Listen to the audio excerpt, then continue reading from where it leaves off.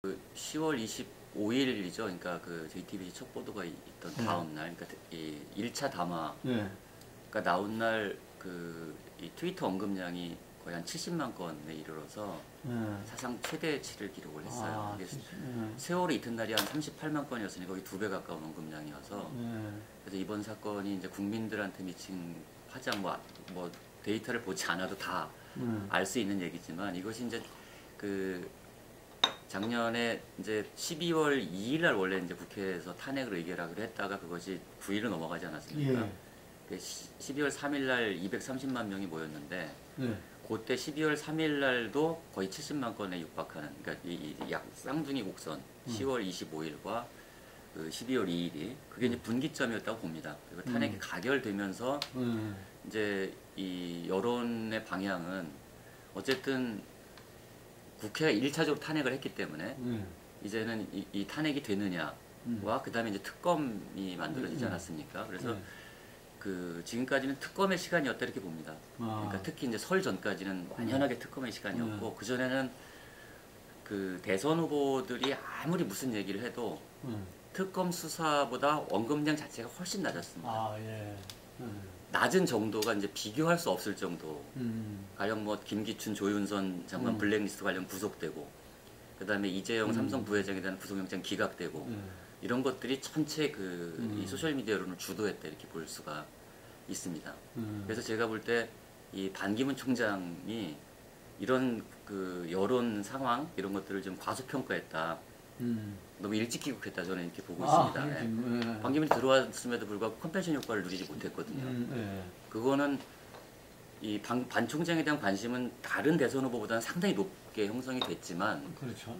이거보다 더 높은 이 특검의 시간을 넘어서기는 굉장히 역부족이었고, 물론 뭐 준비도 많이 안 됐던 측면들도 있고, 그러다가 이제 설이 지나면서 이제 그 다음 정부 대선에 대한 그 여론으로 이제 여론이 좀 올라오기 시작을 했고, 후보들이 좀 보이기 시작을 하면서 그 대선 언급량 자체가 좀 늘어나곤 있는데, 아직도 국민들은 말씀하셨지만 탄핵이 제때 될 거냐, 이런 불안감들이 좀 커지고 있는 상태다 이렇게 볼 수 있을 것 같습니다. 그러니까 이 아무래도 뭐 소셜 미디어니까, 그러니까 이게 흐름이 좀 바뀐 게, 가령 태극기 시위가 조직이 되면서 그 숫자들이 점점 늘어났잖아요. 최근까지. 그것이 상징하는 바가 저는 좀 있다고 생각해요.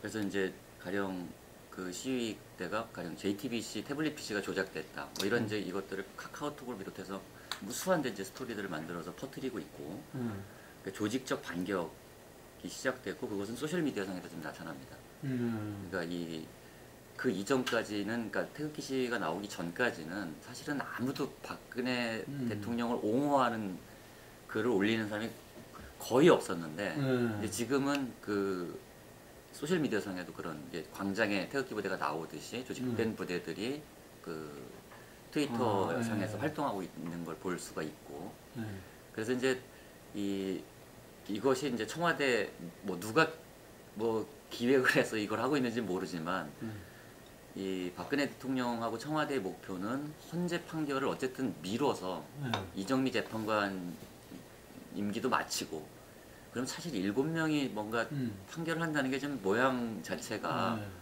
뭐 정당성을 찾기도 좀 어렵고, 그래서 탄핵을 어쨌든 지연시키는 전략을 강하게 취하고 있는 것이 아니냐. 그래서 그러면 이제 공세수위를 높이고 있고, 오늘도 사실상 대면 조사가 또 무산되는 분위기지 않습니까? 이 언론 공개를 빌미로 해서 대면 조사 안 받겠다 뭐 이런 속보가 뜬 것 같은데, 결국은 어떻게든 어쨌든 탄핵 시간을 늦춰서 이 태극기 시위가 더 결집할 때까지 기다리고 있는 것이 아니냐, 뭐 이런 것이 있고, 이제 그런 불안감들, 그런 것에 대한 불안감들이 이제 소셜 미디어 상에도 지금 광범위하게 나타나기 시작하고 있다.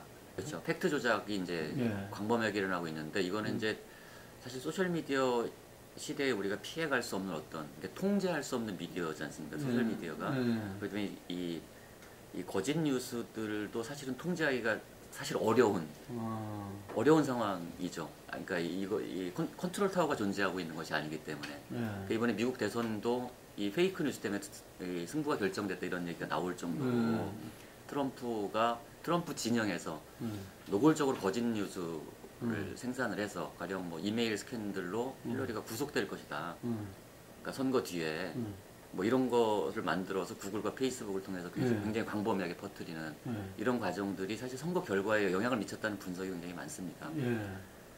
특히 우리 대선은 지금도 이제 이 탄핵을 둘러싸고 이런 거짓 뉴스들이 생산이 되고 있는데 이번 대선은 아까 말씀하셨지만 어쨌든 탄핵이 인용되는 순간 60일 안에 선거를 끝내야 하기 때문에 뭐 정책 검증이나 이런 걸 할 시간이 별로 없을 것 같습니다. 그래서 제가 볼 때 우려되는 것은 이 사상 최악의 네거티브 선거가 될 것 같다.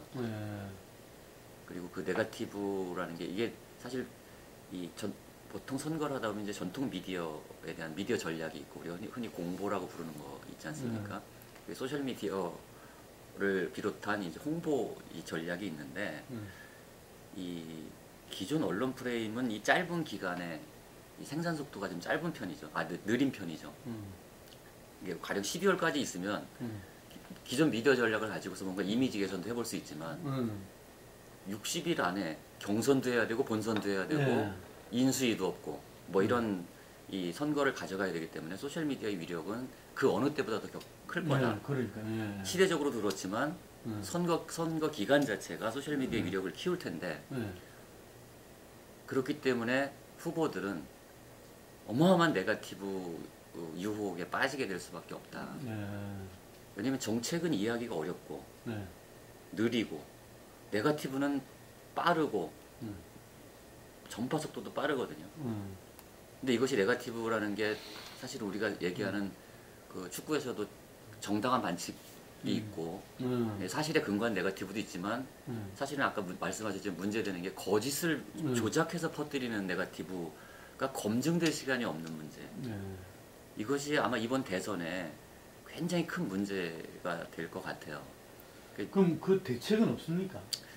그래서 대책이 사실은 뭐 거의 없다 이렇게 볼 수밖에 없는 것 같은데 그게 제가 선관위가 그것까지도 다 필터를 하지 않겠어요? 선관위가 그럴 능력이 될까요? 지금 제가 우리 선관위가 이제 보면 최근에 얘기한 거 보면 3월 12일까지 경선을 하면 선관위가 지원할 수 있지만 만약에 4월 26일을 디데이로 본다면 근데 그 이후는 선관위가 거기도 관리할 수 없다. 왜냐하면 본선 준비 인력이 딸리기 때문에. 근데 지금 선관위는 이 소셜미디어 상의 이 네거티브 혹은 페이크 뉴스를 검증할 만한 인력이나 이런 걸 갖고 있지 않지 않습니까? 그러니까 실제로 사실 인력이 있다고 해도 쉽지 않은 일일 텐데 그러니까 인력도 없는데 그러면 만약에 저희가 대책을 세울 수 있다면 선관위에 지금이라도 그게 정말로 이번 대선판을 결정할 만큼 우려스럽다면 그 선관위 안에 이런 뭐랄까 팩트 체크 팀을 별도로 근데 이건 또 예산이 증액돼야 되는 문제가 있지만 별도로 꾸려서 이 문제에 대해서 정말 체계적으로 대응하지 않으면 너무 순식간에 퍼지고 이것을 수습할 과정 없이 다른 이슈로 넘어갈 수밖에 없는 상황이라고 저는 봅니다. 그런 이제 매니페스토 운동이나 이런 거는 사실 지금 하기도 참 어려운 상황인데 정책 검증을 한다는 것도 그래도 결국은 이 선거 각 주체들의 자정 노력에 기댈 수밖에 없는데 제가 이 선거를 해보면 과연 그런 자정 요구가 이 자발적으로 수용이 되겠느냐 이 격렬하게 뭔가 부딪히는 그런 상황이 온다면 그래서 제가 이건 전 세계적인 현상이기도 합니다. 이게 단지 선거가 짧아서 그런 것도 아니고 그래서 그 옥스퍼드 대학에서 올해의 단어로 포스트 트루스라는 단어를 이제 올해의 단어로 이게 탈진실 뭐 이런 건데 탈진실이라는 게 진실이 아닌 것이 진실인 것처럼 유통되는 시대에 대한 은유잖아요. 가령 이제 뭐 영국에서 브렉시트 투표가 있었는데 그래서 브렉시트가 통과가 돼서 이제 어쨌든 영국은 EU를 탈퇴하는 절차를 밟고 있지 않습니까? 근데 그 브렉시트 투표가 있는 날 구글에 영국 사람들이 가장 많이 물은 게 브렉시트가 뭐지요였거든요. 이 얘기는 브렉시트가 뭔지는 중요하지 않고 이게 진실이죠. 브렉시트라는 게 뭔지를 아는 것이 진실인데 이것과 전혀 상관없는 그러니까 브렉시트 때문에 영국이 망했다. 뭐 아무튼 이런 그 이 유색 인종들이 들어와서 뭐 경제가 막 무너졌다. 이런 거짓 뉴스들이 실체적인 진실을 압도하는 시대를 우리가 지금 살아가고 있기 때문에 사실 여기에 대한 대책은 인류 자체로 봐도 굉장히 중요한 문제고, 또 한 가지 지적할 것은 이제 우리나라는 조금 상황이 다를 수 있는데 우리나라도 마찬가지인데, 지금은 전 세계적으로 보면 구글과 페이스북의 영향력이 너무 거대하게 커졌지 않습니까?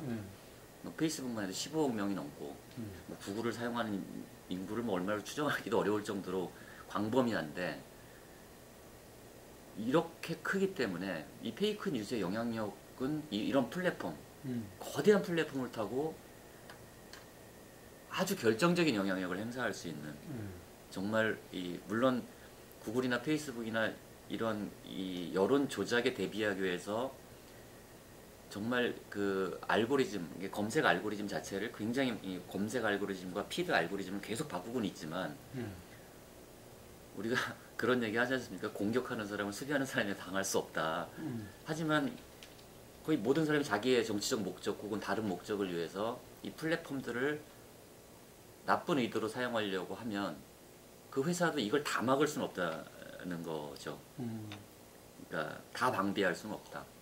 근데 사실 그 조사 결과들도 있는데, 구글 검색을 해서 가령 예를 들어서 그 뭐 누구 예를 들기가 좀 그렇긴 한데, 가령 이제 문재인이다, 우리 대선 후보가 있어요. 문재인이 있고 뭐 다 있지 않습니까? 뭐 안철수도 있고 안희정도 있고 있는데, 검색을 했을 때 첫 페이지에 긍정적인 뉴스가 뜨느냐 부정적인 뉴스가 뜨느냐에 따라서 확고하게 결정된, 진영이 결정된 사람들은 영향을 받지 않지만, 우리가 이른바 얘기하는 스윙 보터들, 그러니까 중도층들은 그 60% 이상 결정에 영향을 받는다. 적어도 30 몇 %인가는 그걸로 인해서 투표할 후보를 결정한다는 연구 결과가 있습니다.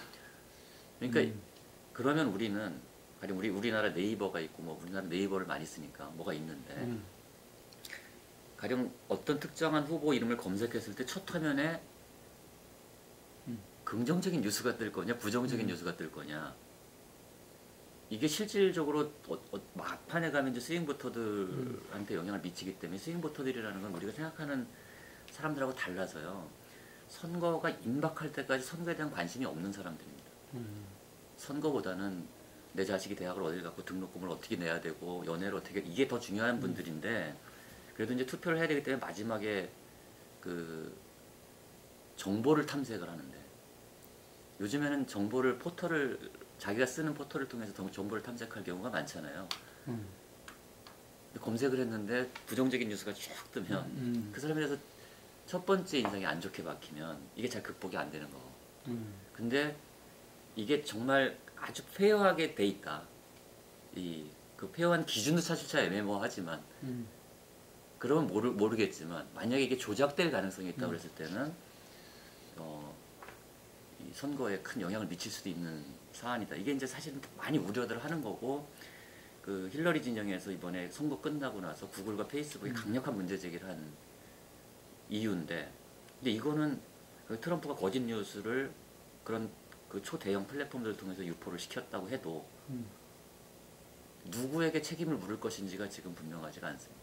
그것도 시간이 걸리기 때문에. 그래서 이 아까 말씀드렸듯이 정당도 마찬가지. 이번엔 저는 뭐라고 보냐면, 그래서 이번 선거를 뭐라고 규정하냐면, 이 정책 선거가 아니라 팩트 선거가 될 거다.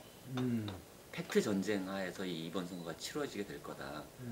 그래서 뭐 JTBC에 요즘에 뭐 팩트 체크라는 프로그램도 있지만, 그래서 이것이 거짓인지 참인지를 얼마나 빠른 속도에 정확하게 체크해서 대응할 것이냐. 그러니까 이번 선거 캠페인에서 굉장히 중요한 요소가 됐다. 왜냐하면 이 소셜미디어라는 거는 제가 이제 뭐 어떻게 표현하냐면, 우리가 어떤 정보를 이해하는 것이 아니라 정보를 그냥 다운로딩합니다. 그러니까 자기한테 보여진 그것이 정말 잘 만들어지니까, 형식적으로 디자인이 잘 되고 편집이 잘 된 이미지나 동영상이라면 신뢰도가 더 높아지겠죠. 이해하고 비판적으로 수용하는 것이 아니라 그냥 다운로드하기 때문에 생기는 문제들에 대응할 수가 없는 겁니다. 그래서 가령 뭐 경쟁하는 두 후보를 비교를 해놨는데 이게 거짓말로 비교를 했어. 근데 이거를 체크하기가 굉장히 어려운 상황. 그래서 이런 것들을 누가 정말 빨리 체크해서 대응할 것이냐 하는 문제들이 이 사람이 어떤 정책을 갖고 내가 이런 나라를 만들겠다고 얘기하는 것보다 훨씬 더 강력한 그런 선거가 되지 않을까. 뭐 우려스러운 상황인데요. 사실 그리고 이번 이제 선거가 대통령 탄핵이라는 그 탄핵 정국에서 치러지는 선거이기 때문에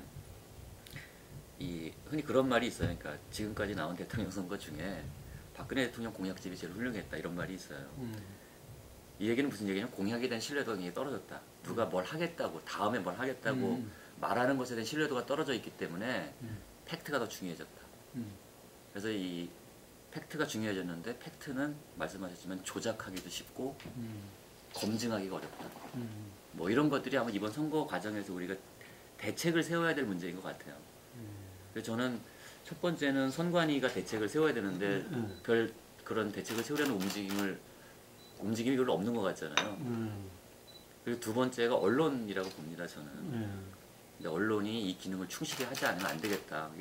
부작용을 최소화하려는 노력을 해야 될 거고, 그 다음에 각 정당들, 정치 정당들인데 과연 뭐 후보를 내고 게임에 나선 정당들이 이걸 제대로 자기한테 유리한 방향으로는 하겠지만 객관적인 입장에서 할 수 있겠느냐, 뭐 그런 우려는 좀 듭니다. 그렇죠. 그런 데서 뭔가 자정 노력을 한다면 그래도 뭐 완전히 이거를 뭐 할 수는 없겠지만 좀 그래도 뭐 좀 완화시킬 수는 있지 않을까. 오히려 이제 저는 이제 어떤 게 필요하다고 보냐면 심리적으로 내가 거짓 뉴스를 가지고 캠페인을 했을 때 망할 수도 있다. 오히려 뭐 이런 것들, 이런 분위기를 조성하는 게 나는 좀 의미가 있다고 보는데, 그거를 할 수 있는 건 아까 말씀드렸지만 그런 그 포탈이나 언론이나 뭐 이런 데서 뭔가 이번 대선에 대해서, 이번 대선이 상당히 우려스럽게 진행될 것이 예측이 되니까 거기에 대해서 좀 적극적인 대응을 했으면 좋겠다 이런 생각은 갖고 있습니다.